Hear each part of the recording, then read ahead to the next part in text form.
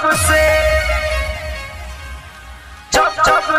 सुन रहे हैं एसपीजी म्यूजिक एंटरटेनमेंट।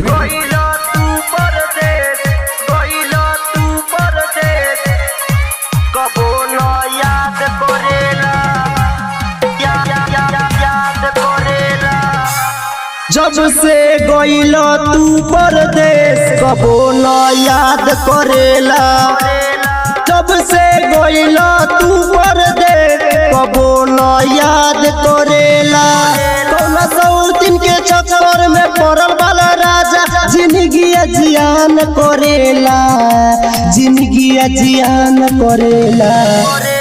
जब से गइल तू परदेश कबो न याद करेला।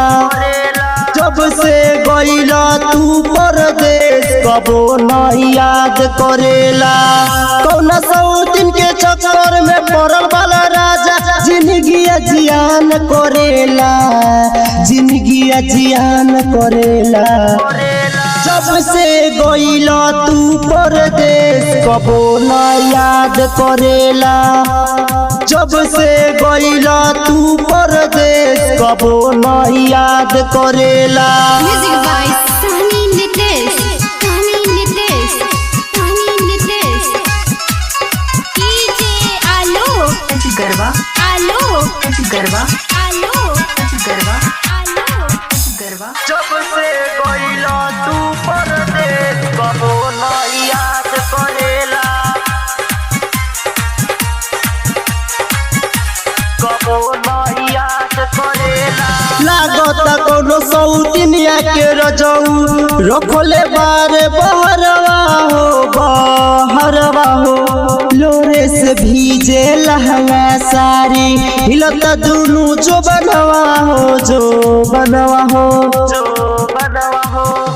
हम तारा पिले रोजे से जब तो है खोजे न तन को याद करेला, न तन को याद करेला।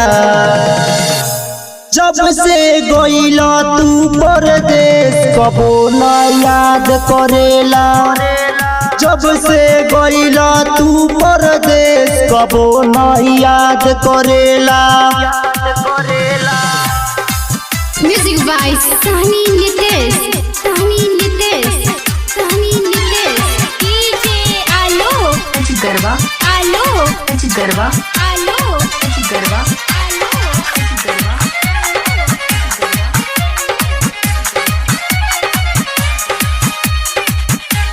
जब से गइल तू परदेश कबो न याद करेला। संसद भाई सोहनी नितेश कहेला राउर कहनवा हो, कहनवा हो। कई मुँह धर कन सोची सोची लागे बहरी डरवा हो, डरवा हो। सपना में रउआ राजा हमके नतन को याद करेला, नतन को याद करेला, नतन को याद करेला।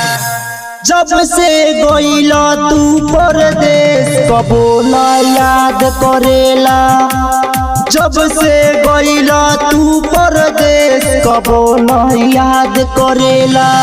कौना सौतीन के चक्कर में पड़ल वाला राजा जिंदगी जियान करेला, जिंदगी जियान करेला। जब से गइल तू परदेश कबो न याद करेला।